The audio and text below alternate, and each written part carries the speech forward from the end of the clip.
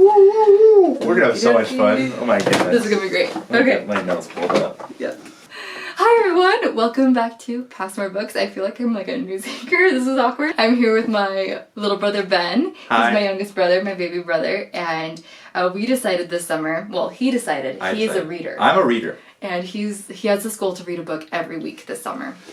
And he's been doing great at it. I think he's pretty much done it every week. Yeah. So sometimes, you know, you're still reading a book left over the next week, but I have gotten a book per week. Nice. We decided we would read a book together this summer, 1 week, and then talk about it in a video. So we read The Beekeeper's Apprentice, and we both had a really good time. We're excited to talk about it. So we are going to give our own little duo review. So let's get started and pass more books.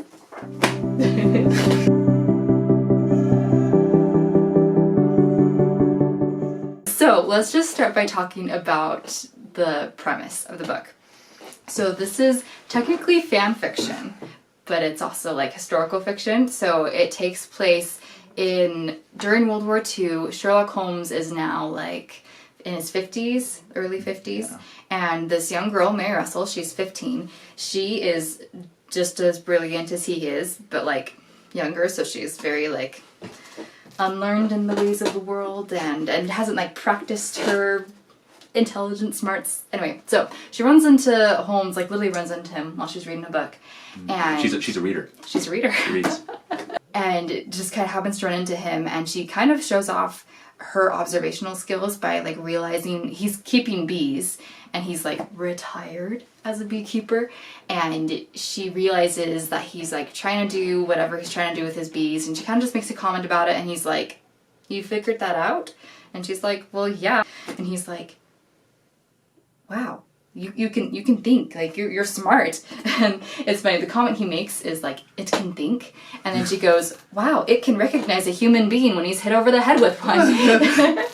And she's just so witty and sarcastic, and anyway, they just kind of like fall into this friendship, almost kind of a father-daughter relationship. It's really beautiful, yeah. He starts training her to become a detective like him. And they go on all sorts of crazy adventures. This is, so far, spoiler-free is what we're aiming for first, and then we'll do spoilers later, and then we'll kind of wrap up at the end. And like you were saying, it's kind of, technically it is a fan fiction, but it doesn't feel like a fan fiction for a couple reasons. Because one, the voice, she's nailed. Okay, actually, I don't have a lot of authority in saying this. My experience with Sherlock Holmes is BBC's Sherlock. Oh yeah, that's all I've seen. And Young Sherlock Holmes, the old movie that we watched when we were little kids. Our dad showed that to us. But other than that, I don't know a lot about Sherlock Holmes. I just know that he's an interesting fella. But the voice, at least from what I know of Sherlock Holmes, she nailed. You've read Sherlock Holmes, haven't you? I've read some. Not a ton, but I've read some. Does she nail the voice? I think so, yeah. And something that I actually really, really love about this book that I noticed from the beginning is that it really feels like Mary Russell is writing this, and that she like is from this era of like 1914. It's just because I've attempted to read many books that are like set back in these like past times, and they really sound like someone today writing them, and it sounds so contemporary and so modern. And so when an author can really nail just like the tone of voice of those like past eras, it's like, I don't know, that's like how you win me over, I guess. The word choice in here is the cool thing is, because I just really read Pride and Prejudice, which is older than this. That's like 1700s, 1800s. But even then, like reading those books, the classics, Dickens and Austen and those things, the voice can be really hard to get into sometimes. And this is a little bit after, but she writes in the voice of that time period so well, but in a way that me as a modern reader could understand it well. I didn't have any trouble reading any of this at all. Right, yeah. It's very accessible. Very accessible, but you still feel like you're reading a book from that time. Yeah. So it's really cool. We were also talking about how it's written in a memoir style, but it really feels very much like Mary is her own character who has written this herself. And the memoir style is really fun because you just get these like snippets and snapshots of her life, and you don't have to have every chronological event. And there's even this part in the book where they like go off to some other country, and she's like, well, and that's not really critical to this story, so I'm just going to kind of skip that, and we'll go back to that later in another book, and let's get back to the story. And it works really well. It feels like you're almost in a room with her, and she's just telling you about her life. And when she goes and becomes very descriptive about events, it still doesn't feel like you're reading a novel. It feels like you're just being told a story of her life. Yeah. So I also read this with my book club this past month, and we were talking about it last night. 2 birds with 1 stone. That's right. No. But one of my friends commented that she had to keep asking herself, like, is this real? Like, is Sherlock a real person? Like, I can't, like, it just felt so, like, real so to her. real. Yeah. Well, and that's the thing is, the voice of Sherlock is so distinct, and she does a great job with it from my point of view. And Mary Russell, the main character, she has such a distinct voice too, and she has that same intellect as Sherlock, but she's such a unique character. She differs from him. Well, the big thing is Sherlock doesn't do people very well. Mm-hmm. He is not very good at being... he's not very compassionate. Not very compassionate. Social cues can be... Exactly. Mm-hmm. Mary, on the other hand, is... Yeah. She's compassionate and loving, and she has had some rocky relationships with family and whatnot, and had a rough upbringing, but she has friends. She goes to school, and she has friends at school, and sometimes she thinks they're silly for doing weird things, but she can empathize with them. And Sherlock doesn't do that. And so seeing this cranky 50-year-old Sherlock who doesn't empathize with people, and this 18-year-old girl who does empathize with people and has the same intellect, it's so fun and real to see their relationship going back and forth. It's very good. Yeah, they're really fun, just dynamic. And that's actually something interesting is, like, so Mary sort of, like, replaces Watson in a way as his, buddy, which I'm glad they did it the way they did, because you could very easily, like, be bitter towards Mary for replacing Watson, because we all love Watson, right? But they do it in such a great way where, like, you realize that, like, Watson is not as smart as them, right? Which is not like his fault, right? But he's such a sweet guy, and, like, when Mary comes into the picture, he loves her instantly and just embraces her, and, like, maybe this is kind of a spoiler, but... Watson becomes like an uncle figure kind of for her, almost. Like the cute uncle that comes every once in a while and gives her hugs and things. But it's great because you can tell he has no resentment for her, and it's just like, it shows what a good person Watson is, and you realize that, like, Mary really is so fond of him too. And so I guess that's all a really good dynamic. Well, and even with that, one more thing that I just love about Mary's and Sherlock's relationship is Sherlock with Watson. Sherlock was the head honcho. He was in charge. Yeah. Watson was another set of hands, and the person that wrote everything down, and some emotional support, and was kind. He was the kind guy, just the good person. But Sherlock was the star. In this one, though, Mary is just as smart as Sherlock. She's not as experienced. Yeah. She's the apprentice, but she performs just as well, if not sometimes better than Sherlock. And so Sherlock needs to figure out his pride in it, I think, in some ways. He needs to figure out, wait a second, like... He needs to learn how to work as a true team, you know? Like, he knew how to work with Watson. He kind of knew how to, like, manipulate Watson in some ways, but he has to learn how to truly work with Mary so that they can both use their skills to... Because he can't manipulate Mary, really. If he tried to, it would destroy their relationship, I think. Because she knows. She's smart. She understands what he's doing. Exactly. And so if he does try to do those other tactics on her, just it wouldn't be cohesive for the team that they're forming. So yeah, exactly. And you see some moments in the book where he's like, okay, it's I'm gonna open up and let you take care of it. Like, you're gonna be in charge. You're gonna do this. And it's really fun to see Sherlock do that. It's really fun to see Mary go like, whoa, I'm in charge now. And it's very, very interesting. Let's talk for a little bit about just, like, Mary's character, because we've kind of alluded to how much we love her as a character. But for me, we talked about how she's, like, really real, right? There's a line at the very beginning, first page of the entire book, before it even starts. It's the introduction of the author. And she says, I met Mary Russell a few years ago. Notice the word met, not created or made. I met her. And that's because the author, she described how she would create this character is she would not write a story around her. She would take Mary and put her in situations and say, I wonder what Mary's going to do here.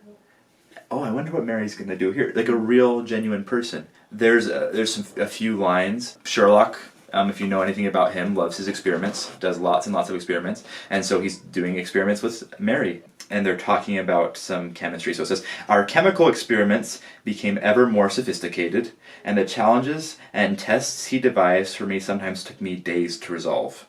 I had grown to relish the quick, proud smile that very occasionally followed a noteworthy success.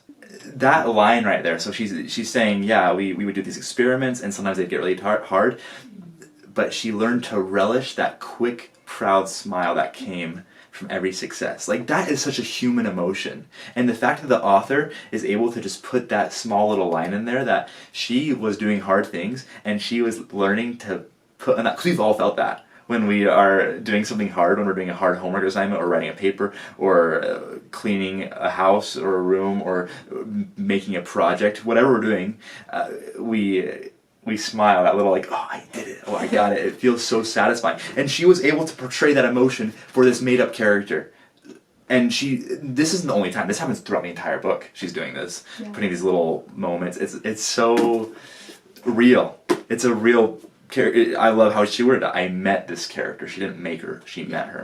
And that's what it feels like when you read the book. You feel like you are getting to know Mary, and it doesn't feel like, oh yeah, this is a book by Laurie R. King. I mean, like, it is, but it doesn't feel like the author. Another thing that I really appreciated about Mary's character is that, well, the danger with this kind of premise of like creating somebody to become Sherlock Holmes' new apprentice kind of thing is that like Mary could have been like too perfect. And she could have been a total Mary Sue where she knows everything and not only that, but is like so pretty and like she could have been like too perfect to the point where like it would have seemed like Sherlock was almost worshiping her and like Watson too. Like, you know, it would have been like really kind of disgusting.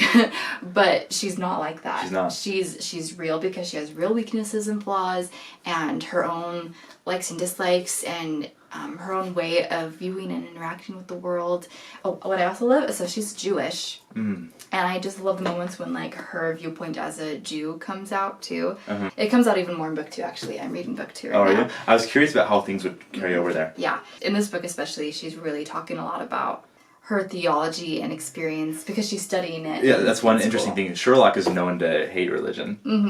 Not hate necessarily. He's not interested in it. But this is like Mary's heritage, and so she like cherishes it. She loves theology. I actually love it. So she decides to study chemistry and theology together, and everyone's like, "Those do not go together. What, are you crazy?" And she's like, "They totally go together." Like, and she actually like hints at that later in life. She discovers that there's even like more overlap than she thought there was, and I love that because I feel like that's kind of like our perspective with science and religion too. That like they really work together very well. And even Sherlock's reactions to her being I don't remember where in the book, but like he groans when he hears that she's a theology major. She's like, "Wait, you're studying theology with a mind like yours?" And it's fun to see that Mary's different. What you were saying also about just how she's not this perfect Mary Sue, but she's her own unique person. There's a lot of things that, even just as a woman in the time period that she's in, the way that she acts and does things is very unconventional and not according to social norms. And it's fun that you notice as a reader, and she notices that.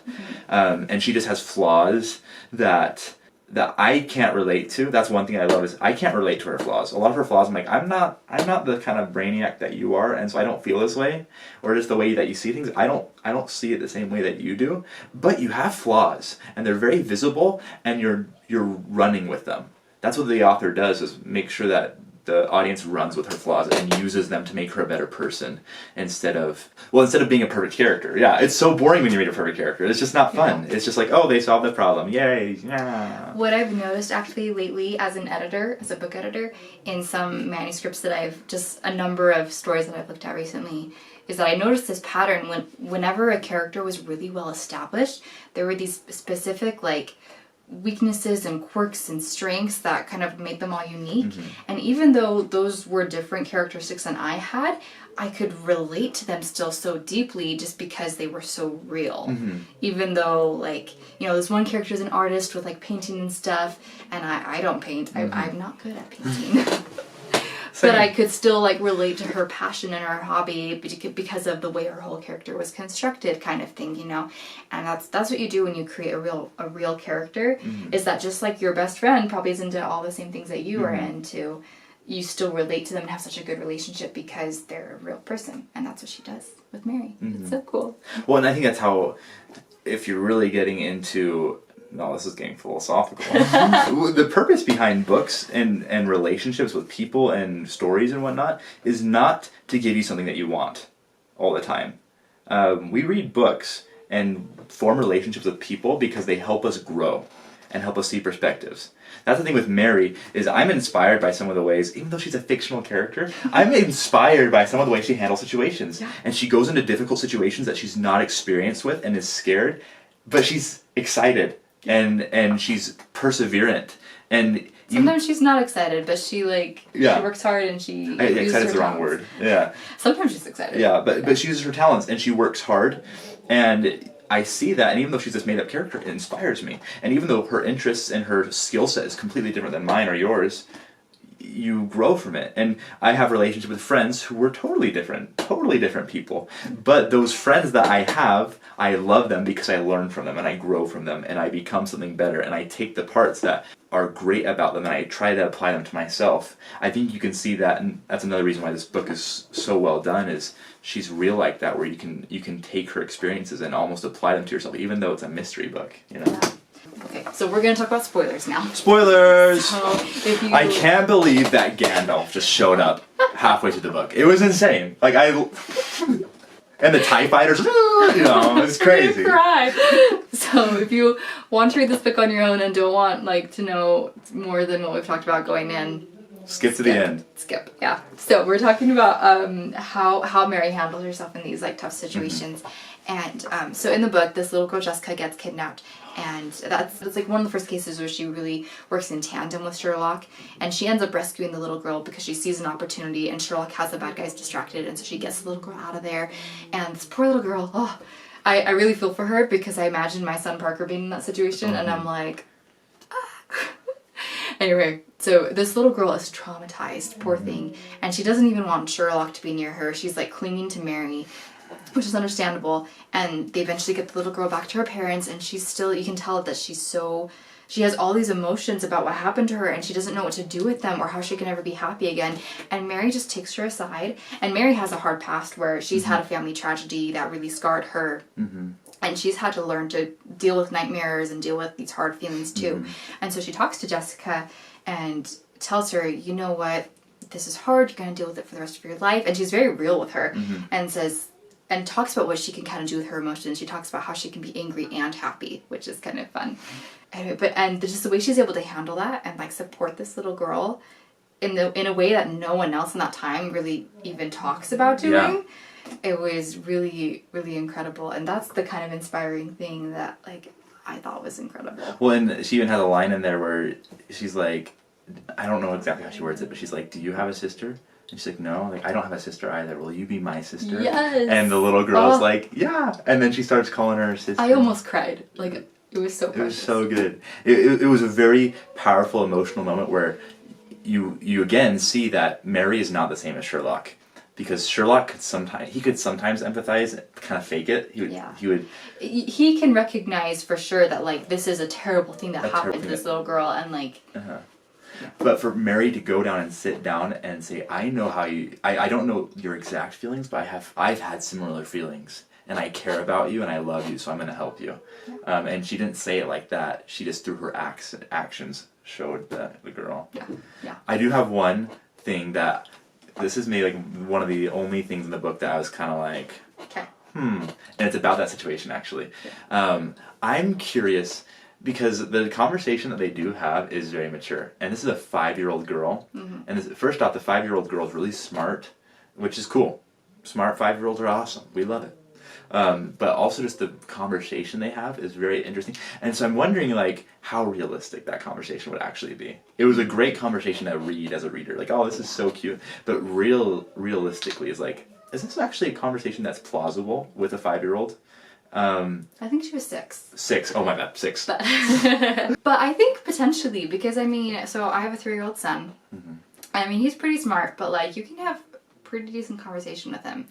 I think half the time he just pretends to understand, but he's pretty smart. But I think also just going through something like that, sometimes a child at least sometimes has to grow up a little bit faster to try to process things like that. So that's true. There is a maturity that comes with traumatic situations. Yeah. Part of me is wondering something that would have been really cool I don't know if I doubt she did this. I don't know how many authors do this, but maybe if she had found Laurie King, the author, if she had found someone that specializes with people that deal with trauma, like a psychologist maybe, who, especially with child trauma, and like talk with her and like, okay, I'm writing this section in my book where there's child trauma. Here's what I have proposed. How realistic is this? Like, that's one thing I love about certain authors is they take science or social sciences or real life experiences and take those and apply it to the book to make the book realistic. Like, I'm thinking about the book like The Martian, and I don't know if anybody's read that or seen the movie. It's a very fun movie for engineers because the person who wrote it's a NASA scientist engineer, and so it's fun to read actually. Oh, this is kind of realistic actually. Yeah, it's a made up situation, and so you take books, authors that can do that. I think it would have been fun. I'm also a psychology major, so I like psychology, but like, and I just finished a human development class, and so all these things I'm like, I wonder how realistic that is for that child to have that conversation. Another thing to consider though is that like the general way that people talked back then was definitely different than how we talk. So I mean, even children are going to talk differently back then. That's true. Than we are now. That's true. So.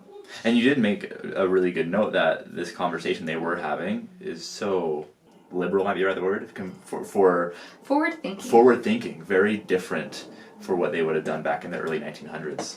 Can we talk about the climax for a little bit? Yes. Yes. Okay, well, so the real plot of the story, since we're talking about spoilers, is that there's someone who is kind of outwitting Sherlock at every turn and kind of like leaving little clues and hints to kind of throw it in his face and be like, ha ha ha, I slipped away from you and you can't catch me. And so he knows that someone's baiting him, and that's why they like run off to Palestine for a while to try to throw her off. And they learn that it's like another basically Moriarty type of person, and they find out she's actually Moriarty's daughter. Dun dun dun. Oh. And she is insane. Like, she's literally insane. Yeah. And she's obsessed with Sherlock Holmes because he killed her father, and she like wants the ultimate revenge. And so she eventually catches Sherlock and Mary in the middle of them trying to spring a trap on her. And well, actually, it's funny. Sherlock and Mary had this plan to like pretend that they hated each other, and it had this like kind of like breaking apart thing. That was actually, I loved that part in the book. That was such an emotional part. Like, it was. I think that was my the talking with the little girl was great, but the most emotional part in the book for me was when Sherlock and Mary decided we need to pretend to hate each other because they had grown so close. And it was so hard for them. Because no one had. And they had to like really invest in the emotions that they were pretending to do, or else no one would believe them. Yeah. Well, and you can see how hard it is for Mary, too. Well, the first thing is, no one, even though this is a fan fiction, it feels so real. I love how you call it a fan fiction. Yeah. But Sherlock has never had someone that's truly understood him. Truly. Watson's probably gotten close in some ways, maybe. But truly understands his brain like Mary does. And Mary's never had someone that understands her like Sherlock. And so they love each other. They love each other, and you see it. A really beautiful kind of love. And we see that they have to tear it apart for a little bit. And it's so, you want to scream and say, no! Yeah, it was very, very emotional in a lot of points. And so they come to this point where like they've kind of met up to try to spring their trap, and because they walk into the room together, the math tutor is who it is. Spoiler. Yeah. Patricia. And she's like, oh, so you guys were pretending. Oh, I actually thought this was real for a long time, but like now I realize. And they're like, oh snap. And so Patricia has a gun and is training on them. And anyway, they have to like really go forward carefully to not like die. And they end up giving the gun away from Patricia and taking care of it. But Mary gets injured, and it's pretty traumatizing for her. And so there's actually a good point in the falling action after the climax where Mary is really struggling with what she's just gone through. And it was, I mean, she just went through all this, like, for 2 months of emotional turmoil, trying to, like, pretend that she hated Sherlock and being really, like, lonely. And then suddenly having this, like, very intense, very scary situation with Patricia and almost dying, getting wounded. And then just kind of, like, trying to go back to normal life. And probably wondering if she even, like, wants this kind of detective life. And it was a lot for her. And so she kind of shuts down for a little bit. And then she gets a letter from sweet little Jessica, her sister, and that helps pull her out of it. But my one complaint, because I liked pretty much everything up until this point, but then my one complaint is that Mary just seems to snap back to herself really fast. And she's just like, okay, I can go on again. And I know that the intention was that Mary, like, was still going to be dealing with this trauma later, you know? That this wasn't, like, the whole solution, but it still kind of felt like just a very an abrupt, like, well, we have to end the story somewhere, so we're just going to put a Band-Aid on this and say it's good and end the story. Which I wonder, that's true, but part of it could be also, if we're going and saying this is a memoir, maybe Mary's like, I'm fine now, and she might be taking that fine that she's feeling now as an older woman and being like, it worked out. Right. But you're right, it is a bit abrupt. I just wanted a little more time just seeing Mary heal more. So we got a lot of time with Mary sitting in her pain and being traumatized, but then we just didn't get as much of her healing after. We had like one moment of like, oh, this is gonna be okay, and then it was over. So I just wanted a little more time getting to heal. That's fair. It was again, a big spoiler here, but I was very concerned sitting there when Patricia Moriarty has the gun at them, like, oh no, because I knew there were more books of Mary Russell, but I'm like, is Sherlock gonna die here? Like, is this gonna be the end of Sherlock? And I was like, I don't know if Laurie has the right to kill Sherlock. Like, I don't know if she has that right, especially to kill it to a made-up character, Patricia Moriarty. Like, it's fun that's the daughter of Moriarty, but like, does she have the right to kill? And I'm sitting there, and the situation's getting very intense. Patricia's getting crazier and crazier, and things are happening, and you're just like, I don't want anyone to die here. I don't want anything to happen. And you almost think, and then... Yeah, it was very high stakes. Very. For sure. In such a small situation, too, because they've been doing tons of different things throughout the book that were high stakes. But you just feel like, oh, they're going to get through it. But this one, it's like, what are you going to do? She has a gun pointed at them across the table. They're sitting there with their hands on their lap like they can't do anything. They're literally about to die. Yeah, it was very intense. I do love the moment, too, where Patricia's like, so... what are your questions? Yes, and then Sherlock is like, I don't have any. I don't care. And she's like, what? You don't have any questions? And she's so mad. She's so like, mad. she was like, what's the word I'm looking for? Livid? Well, yeah, but she was betting on the fact that Sherlock would have questions for her and like need to understand her whole mastermind plan and that she could like brag about it to him. And then he's just like, I know what you want from me, and I'm not going to give it to you. I don't care. And like, just, you can tell. I loved seeing her so mad because... Well, it's probably not the Sherlock that she knew about. She read about Sherlock being this cocky, arrogant guy who always found the answers, and when he didn't, he would like, you know, in his very Sherlock-esque way, okay, so how'd you do this? Oh, but then you did this, you know, and taking it. And she was waiting for that, and he's just like... She had dreamed up this, like, encounter, like, of what she thought would, like... heal her broken heart and get her revenge. Exactly. And I love that he just like did not give it to her. It was so great. It was very good. Well, should we wrap it up? We should wrap it up. Okay. Well, thank you so much for reading this book with me, Ben. It was so fun.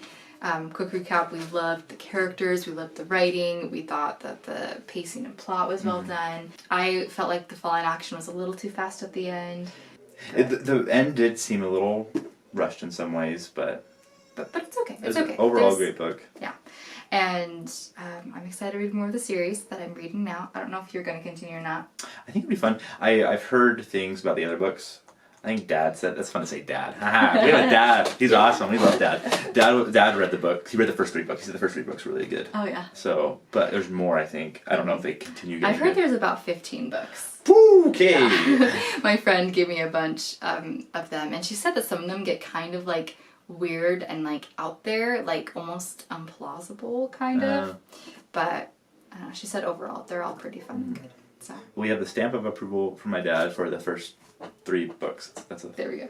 Yeah. You should get him as a special guest on here sometime. I Next should, time he flies in, have him come and do it. Yeah, that'd be good. That'd be very interesting. I would love to see that. I just like go through like every member of our family. Have like that would be a good thing. Cool. Anyway, this has been so much fun. As the brother, like and subscribe. She didn't say I said it, so you can blame me for being the cringy guy. Like and subscribe. Ben is literally my biggest fan. I am. He I like every watches all single. my I watch videos. every video. Yep, I and like he 'em. tries to tell like all his friends about them. They're so good. Anyway, if you've read Beekeeper's Apprentice, I'd love to know what you guys thought. If you haven't read it, let me know if it's now on your list. And if you do read it, like, come tell us about it, because we would love to hear what you guys think too. And we hope you all have fun chatting with us about this book, and I hope you get a good chance to go past more books too.